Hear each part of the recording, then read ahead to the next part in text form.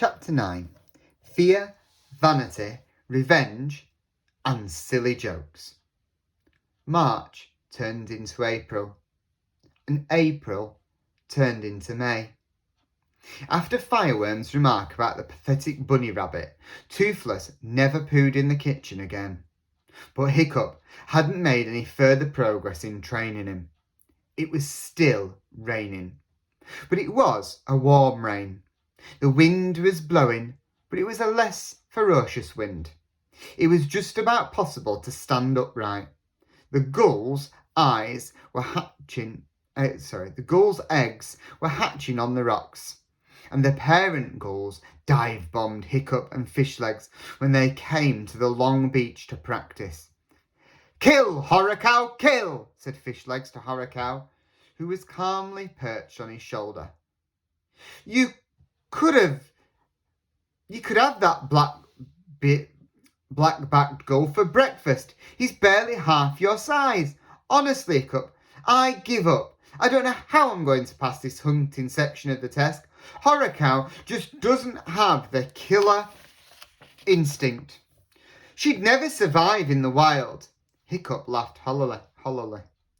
You think you've got problems? Toothless and I are failing right now from the beginning. The basic obedience commands, the retrieval, the compulsory exercises, the hunting, the lot. It can't be that bad, said Fishleg. Watch, said Hiccup.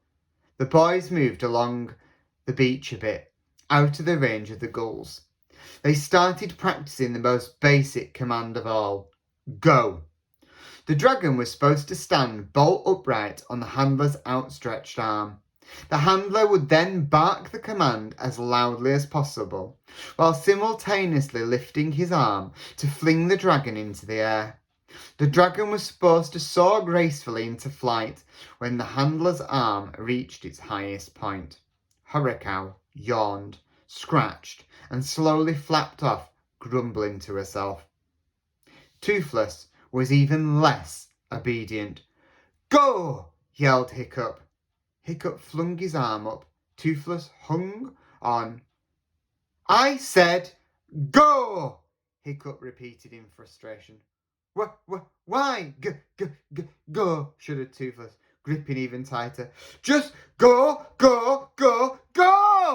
screamed Hiccup, flapping his arm up and down frantically, with Toothless hanging onto it for dear life. Toothless stared. Toothless, said Hiccup, as reasonably as he could. Please go. If you don't start going when I tell you to go, we're both going to be thrown into exile. But I don't want to go. Toothless pointed out, equally reasonably.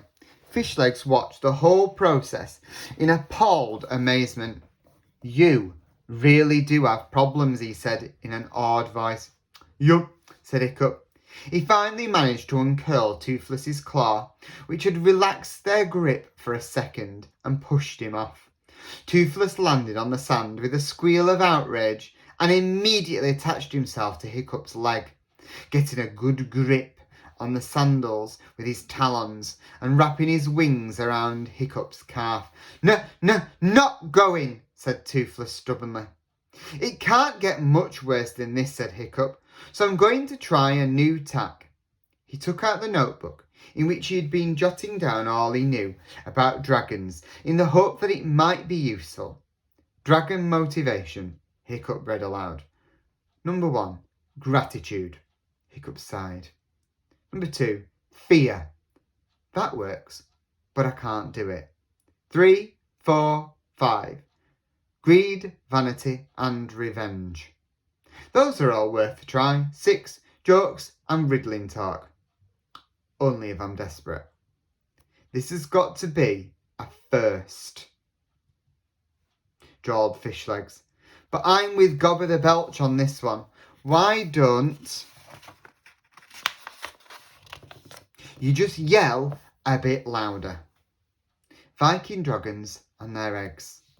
The monstrous nightmare. The monstrous nightmare is the largest and most terrifying of the domestic dragons. Dazzling flyers, magnificent hunters, and fearsome fighters, they can be wild and difficult to train. But unofficial Viking law, only a chief or the son of a chief can own one. Statistics.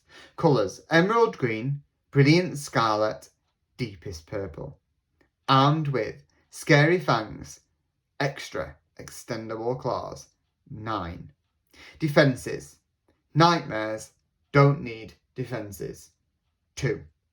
Radar, none, 0. Poison: bite is slightly poisonous, 3. Hunting ability, amazing to watch, 10. Speed, fast, 7.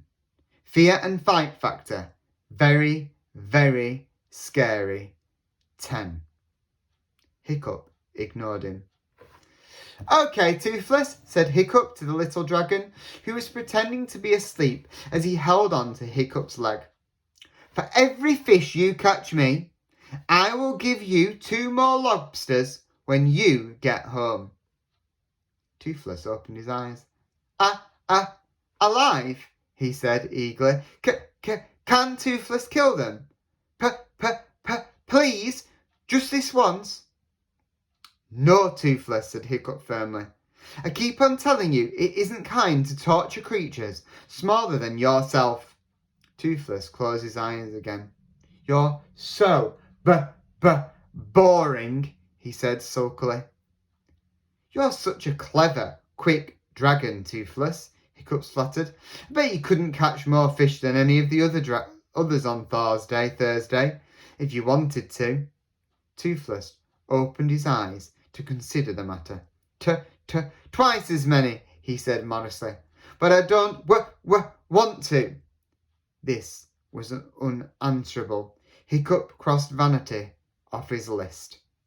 You know that big red fireworm dragon who was so rude to you, Hiccup said. Toothless spat on the ground in indignation. Said I was a newt with wings. Said I was an innocent bunny rabbit. Toothless going to kill her. Toothless going to scratch her to death. Toothless going to... Yes, said Hiccup hastily. That fireworm dragon and her master, who looks like a pig, think that fireworm is going to catch more fish than anybody else at the Thursday celebrations. Think how stupid they are going to look if you win the prize for most promising dragon instead of her. Toothless got off Hiccup's leg. I will think about that, said Toothless. He waddled off a couple of feet and thought about it. 5 minutes later, he was still thinking.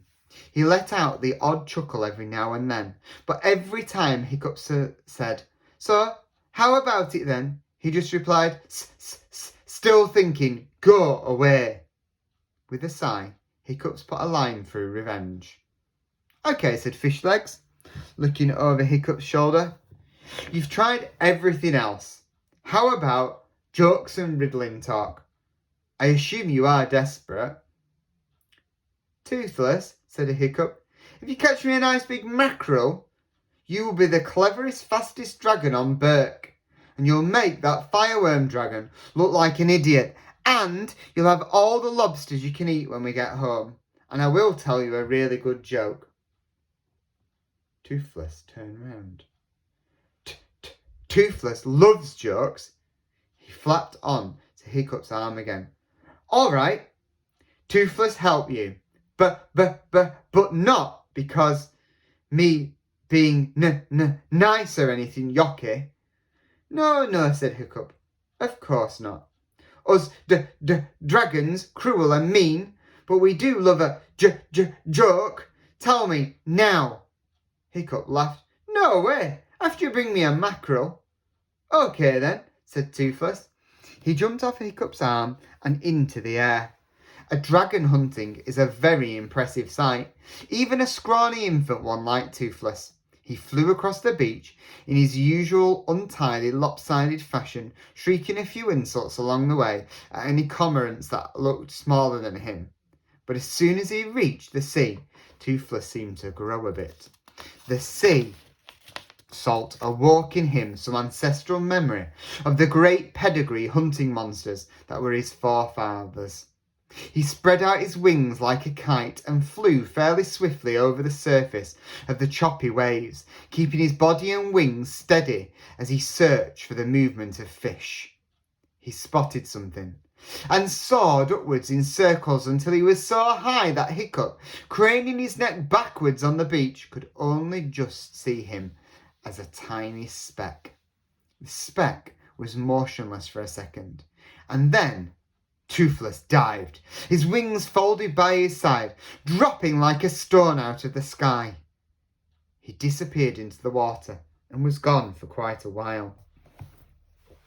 Dragons can stay underwater for at least 5 minutes if they want to, and Toothless got quite distracted under there, chasing one fish and then another, unable to decide which was the biggest. Hiccup had got bored and was looking for oysters when Toothless came bursting triumphantly out of the sea, carrying a small mackerel.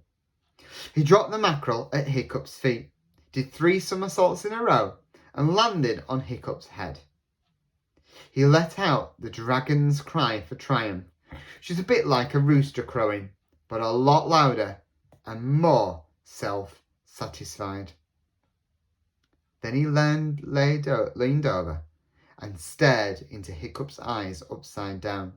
"Now, tell me a joke," said Toothless. "Whimpering Warden," said Hiccup. "He did it! He really did it! Tell me a joke," said Toothless again. "What's black and white and red all over?" asked Hiccup. Toothless didn't know. "A sunburnt penguin," replied Hiccup. It was a very, very old joke, but apparently it hadn't made it into Wild Dragon Cliff. Toothless thought it was hysterically funny. He flew off to catch more fish so he could hear more jokes. It was an enjoyable afternoon. The rain stopped, the sun shone, and Toothless didn't do too badly at all with the hunting. He dropped a few fish and at one point wandered off entirely to chase rabbits on the cliff tops. But he came back when Hiccup called eventually, and by the end of a couple of hours he'd caught 6 medium-sized mackerel and a dogfish. All in all, Hiccup was pretty satisfied.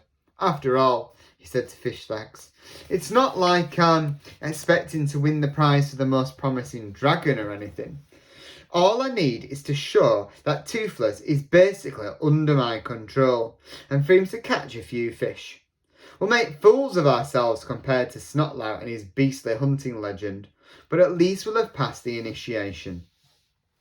What was more, as Toothless dropped the last mackerel on the heap in front of Hiccup, Fishlegs noticed something sharp and gleaming in the dragon's lower jaw.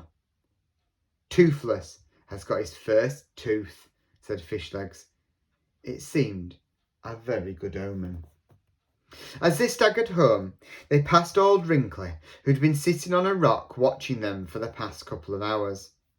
"Very impressive," wheezed old Wrinkly as the boys showed him the fish wrapped up in Hiccup's cloak. "We reckon Hiccup really might pass the final initiation test on Thursday, said Fishlegs excitedly. "So, you're still worrying about that piddly little test, are you, Hiccup?" asked old Wrinkly. "There are larger concerns, you know. There's a ginormous storm brewing up, for instance. Should hit us in about 3 days. "Piddly little test," said Fishlegs indignantly. "What do you mean, piddly little test? The Thursday Festival is the biggest event of the year. Everybody and anybody will be there. All the hairy hooligans and meatheads. Plus, this may not seem important to you, but anybody who fails this piddly little test gets put in exile to get eaten up by cannibals or something equally gruesome. I'm going to call myself Hiccup the Useful and his dragon Toothful, said Hiccup, beaming. I thought of it just now and I'm really pleased with it. It's solid, dependable, not too flash, and not too much to live up to. This reptile finally got his act together and caught some fish, said Fishlegs, pointing at Toothless, who was picking his nose with only one claw. Incredible though it may seem, Hiccup may pass this test after all. Oh, I think it's almost a certainty, said Old Wrinkly, looking at Toothless, who was now attempting to cross his eyes and falling down in the process. Almost, repeated Old Wrinkly thoughtfully, and the boys went home, with Toothless following behind them, whining. Oh, carry me, it's not fair, my wings ache. And that's the end of chapter 9.